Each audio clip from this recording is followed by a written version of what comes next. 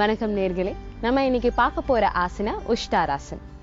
பார்க்கறதுக்கு முன்னாடி நிறைய பேருக்கு பிசிஓடி, அதாவது வயிற்றுல ஓவரீஸ்ல குட்டி குட்டி சிஸ்ட் இருக்கிறது, டிஸ்டர்பன்ஸ் இருக்கிறது, அதுக்கப்புறமா மாதாந்திர பிரச்சனை, இல்லைன்னா பிரெக்னன்சி ஆகுறதுல பிரச்சனை, இந்த மாதிரி நிறைய பிரச்சனை இருக்கு. ஸோ சில சமயம் நிறைய ஆசனாஸ் தான் இதுக்கெல்லாம் ஹெல்ப் பண்ணும். அதில் ஒரு ஆசனா தான் உஷ்டாராசனா.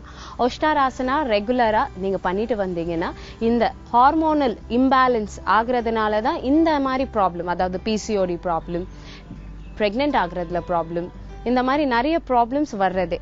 ஸோ உங்களோட ஹார்மோனலை பேலன்ஸாக வச்சுக்கிறதுக்கு உஷ்டாராசனா ரொம்பவே ஹெல்ப்ஃபுல்லாக இருக்கும். உஷ்டாராசனாவை நாங்கள் கேமல் போஸ்னும் சொல்லுவோம். ஸோ இப்போ அந்த ஆசனாவை எப்படி பண்ணலான்னுட்டு பார்க்கலாம். ஸோ ஃபர்ஸ்ட் நீங்கள் உங்கள் பாடியில் இப்படி முட்டி போட்டு உங்கள் பாதத்தில் இருக்கிற விரலை உள்பக்கமாக வச்சு கொஞ்சம் அமுக்கி பாருங்க. இப்படி இருந்ததுக்கு அப்புறமா மெதுவாக உங்கள் ரைட் கையை மேலே தூக்கி எவ்வளோ பெண்ட் ஆகுதுன்னு பாருங்க. பெண்ட் ஆனதுக்கு அப்புறமா மெதுவாக கையை கீழே இறக்குங்க. அதே மாதிரி லெஃப்ட் கையும் எவ்வளவு பின்னாடி போகுதுன்னு பாருங்க. நீங்க போகுதுன்னு பாக்குறப்போ உங்க வயிற்று பகுதி, உங்களோட மார்பு பகுதியை கொஞ்சம் முன்னாடி புஷ் பண்ற மாதிரி பாத்துக்கோங்க. இந்த மாதிரி புஷ் பண்ணி பாருங்க. புஷ் பண்ணி பார்த்துட்டு மெதுவா கையை இறக்குங்க. இப்போ உஷ்டாராசனா பண்ற விதம், மெதுவா ரைட் கைய மெதுவா தூக்கி உங்களோட ஹீல் குதிகால்ல பிடிச்சு வச்சுக்கோங்க. அதே மாதிரி லெஃப்ட் கையும் மெதுவா தூக்கி பிடிச்சு வச்சுக்கோங்க.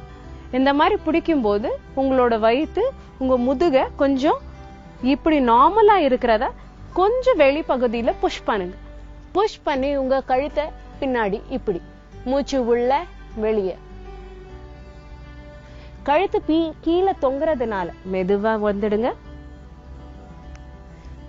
கழுத்து பின்னாடி இருக்கிறதுனால உங்களோட மூச்சு வர்றது கொஞ்சம் கஷ்டமா இருக்கும். அப்போ என்ன பண்ணணும்னா நீங்க மூச்சை மெதுவா இழுத்து மெதுவா ரிலீஸ் பண்ணுங்க. அந்த மாதிரி பண்ணும்போது உங்களுக்கு ப்ராப்ளம் இருக்காது. இன்னொரு தடவை நான் பண்ணி காட்டுறேன். மெதுவா முட்டியை போட்டுக்கிட்டு உங்களோட கால் விரல்களோடது முன்பக்கமா உள்பக்கமா வச்சுக்கிட்டு ரைட் கை மெதுவா பின்னாடி இறக்கி குதிகால பிடிங்க. அதே மாதிரி லெஃப்ட் கையும் எடுத்து குதிகால பிடிங்க. இந்த மாதிரி பிடிச்சதுக்கு அப்புறமா மெதுவா உங்க தலையை கீழே பின்னாடி இறக்குங்க.